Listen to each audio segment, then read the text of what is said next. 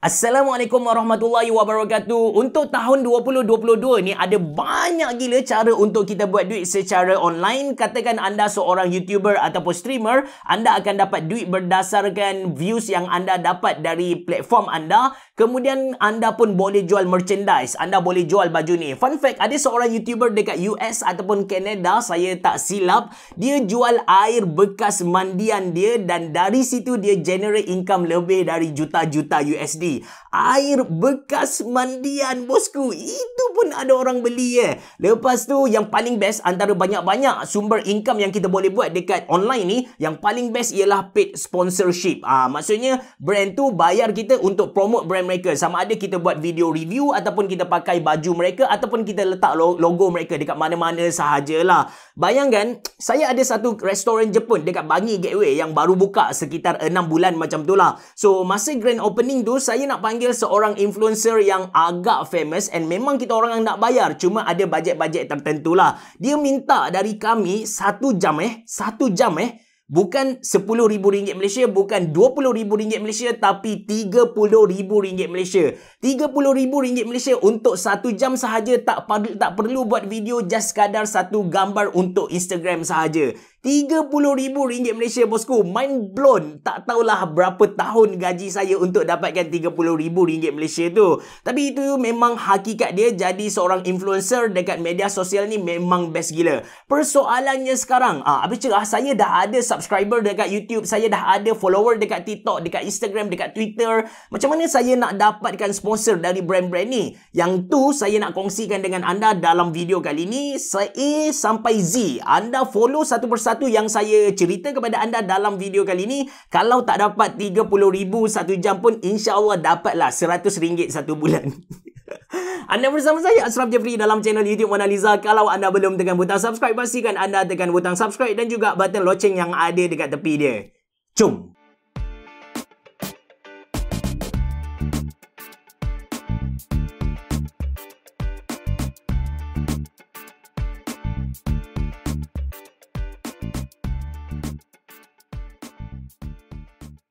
Okay guys, video kali ni straightforward punya. Saya tak nak makan masa anda lama-lama. Saya akan cerita step by step. Sebelum kita mulakan proses pemburuan sponsorship ni, kita mesti ada weapon ataupun kita mesti ada senjata kita. Yang mana senjata ni kita panggil sebagai red card. Red card ni senang nak faham, dia macam buku menu lah. Bila kita pergi dekat restoran Samurai Yakiniku Bangi Gateway tu, kita nak makan kan. So kita tengok menu yang ada dekat restoran tu, macam contoh Wagyu 200 gram RM99 Malaysia. So the same thing goes to kita punya red card tadi. Kalau buat video YouTube 10 minit, berapa kita nak charge klien kita? Satu post dekat Instagram, berapa kita nak charge? RM500, RM400. Yang ni kita kena masukkan ke dalam red card kita. Dan mengenali influencer yang ada dekat Malaysia ni, tak ramai yang ada satu red card yang kita kata nampak profesional lah. Biasanya dalam bentuk teks, orang yang nak tengok pun rasa macam malas sangat. Bila saya study, adakah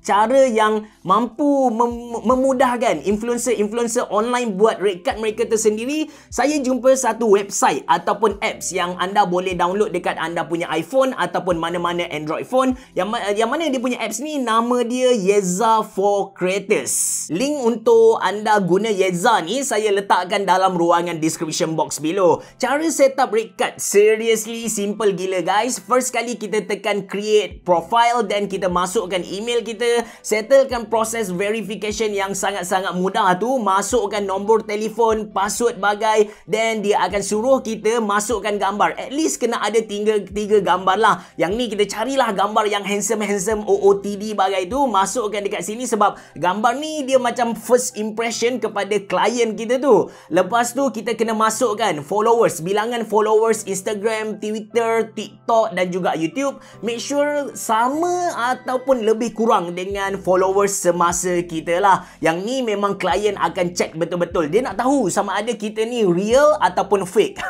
Dan baru masukkan harga servis kita tu. Kalau Instagram story, berapa ringgit kita nak charge klien kita? Instagram feed, berapa ringgit? Kalau ada description macam anda nak letak lah, Instagram feed tu dia just kekal selama 2 minggu, anda boleh tulis dekat description. Seriously, influencer ni guys, dia ada charge klien berdasarkan berapa lama tempoh masa tu. Macam dia punya Instagram feed, ada yang 2 minggu, ada yang sebulan, dan of course ada yang kekal sampai kiamat lah.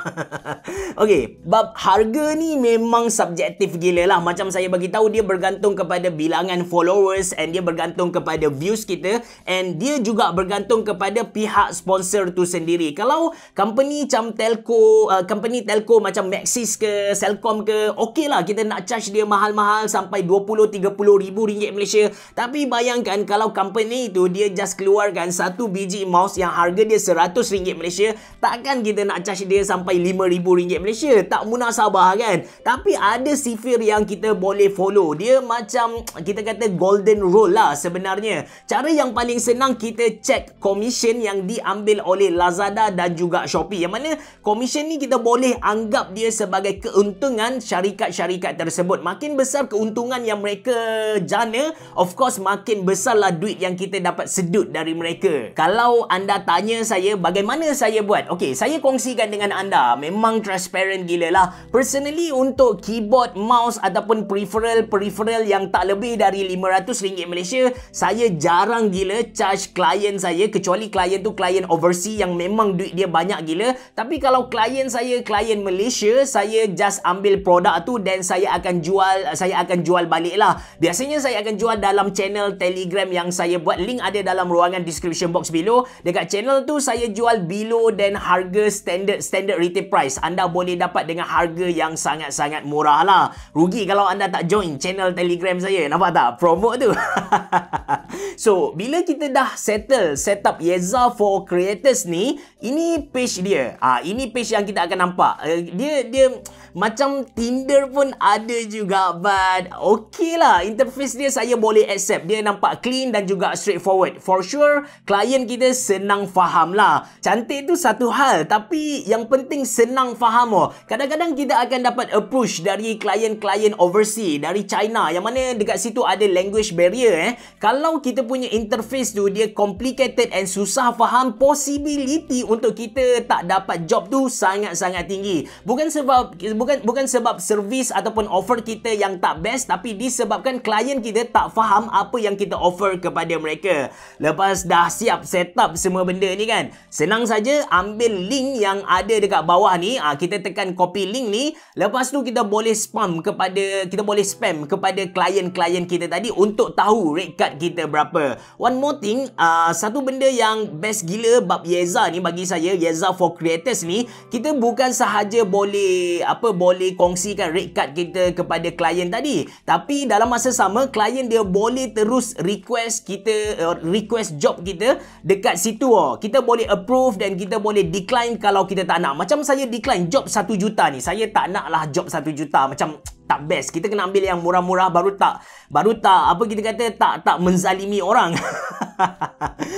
So lepas kita dah accept job tu, yang best lagi, dia akan automatic masuk ke dalam kalender kita. Dekat situ, dekat kalender tu, dia akan ingatkan kepada kita job yang kita belum selesai. Dan yang paling saya suka sebenarnya, dekat atas tu dia tulis unpaid ataupun dah pun dibayar. Belum bayar ataupun dah dibayar. Katakan klien kita minta invoice dari kita, kita pun tak perlu nak edit dekat software lain, just guna Yeza dah auto generate kepada kita, share kepada mereka. Simple gila guys. That's why saya sangat-sangat recommend anda guna Yeza for Creators ni. Okay, step pertama dah pun settle. Kita kena pergi kepada step kedua, ataupun kita dah kena mula memburu guys. Cari binatang-binatang yang kita boleh jadikan makanan kita.